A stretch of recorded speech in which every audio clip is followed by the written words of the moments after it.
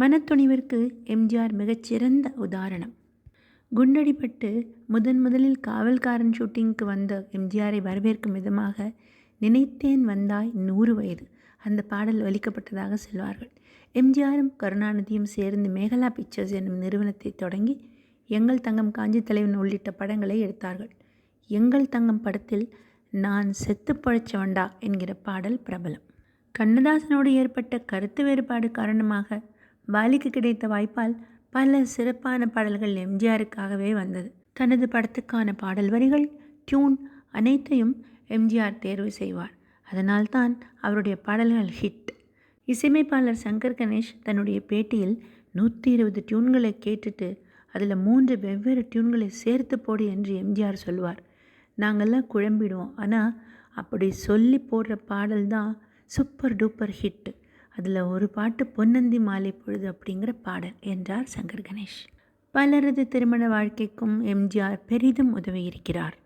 எம்ஜிஆர் பெரிதும் மதித்து காலில் விழுந்து வணங்கியவர்கள் 3: அண்ணன் எம்.கே. ராதா, மற்றொருவர் சாந்தாராம். எம்ஜிஆர் 2 சிங்கங்கள் ஒரு கரடியை வளர்த்தார். இறந்துவிட்ட சிங்கத்தை பாடம் செய்து வைத்திருந்தார்.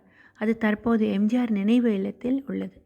கேரளாவில் வாழ்ந்த வீட்டை பழமை மாறாமல் புதுப்பித்துள்ளார் சைதை துரைசாமி. எம்ஜிஆர் வாழ்ந்த இல்லம் தியாகராய நகரில் உள்ளது. அது நினைவு இல்லமாக பொதுமக்கள் காட்சிக்கு வைக்கப்பட்டுள்ளது. உங்களுடைய மந்திரி சபையில் இஸ்லாமியர்கள் யாரும் இல்லையே என்று கேட்டதற்கு, ஏன் நான் இருக்கேனே என்று சிரித்துக்கொண்டே பதிலளித்தாராம் எம்ஜிஆர். அந்த அளவுக்கு மதங்களை கடந்தவர். ஆரம்பத்தில் கதிராடை காந்தியவாதியாக, பின்னர் திராவிட கொள்கையால் ஈர்க்கப்பட்டு கடவுள் மறுப்பாளராக ஆனார்.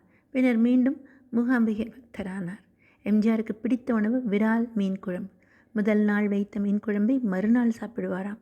அசைவம் இல்லாமல் எம்ஜிஆர் உணவு இருக்காது. பத்மஸ்ரீ பட்டத்தை ஏற்க மறுத்துவிட்டார். ரிக்ஷாக்காரன் படத்தில் நடித்ததற்காக சிறந்த நடிகருக்கான தேசிய விருது வழங்கப்பட்டது. மாபெரும் வீரர் எம்ஜிஆர். எல்லா வித்தைகளையும் கற்றிருக்கிறார். அன்பே வா படத்தில் 100 கிலோ எடை கொண்ட பயில்வானை தூக்கிவிட்டார். நண்பர் கருணாநிதிக்காக 1962ஆம் ஆண்டு தஞ்சாவூரிலேயே தங்கி பிரச்சாரம் செய்து பெரும் பஸ் முதலாளியை எதிர்த்து வெல்ல வைத்தார் எம்ஜிஆர். எம்ஜிஆரை திமுகவிலிருந்து நீக்கியது திமுகவின் சரிவுக்கு பெரும் வாய்ப்பாக அமைந்தது.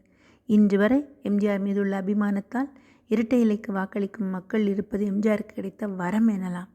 சினிமா, அரசியல் இரண்டிலும் உச்சமாக தோல்வியடையாத தலைவனாக, கதாநாயகனாக இருந்த பெருமை எம்ஜிஆர் ஒருவரை மட்டுமே சேரும். எம்ஜிஆரை பற்றி லட்சக்கணக்கான தகவல்கள் இருந்தாலும் ஏதோ சிலது நமக்காக இந்த பதிவுகளில்.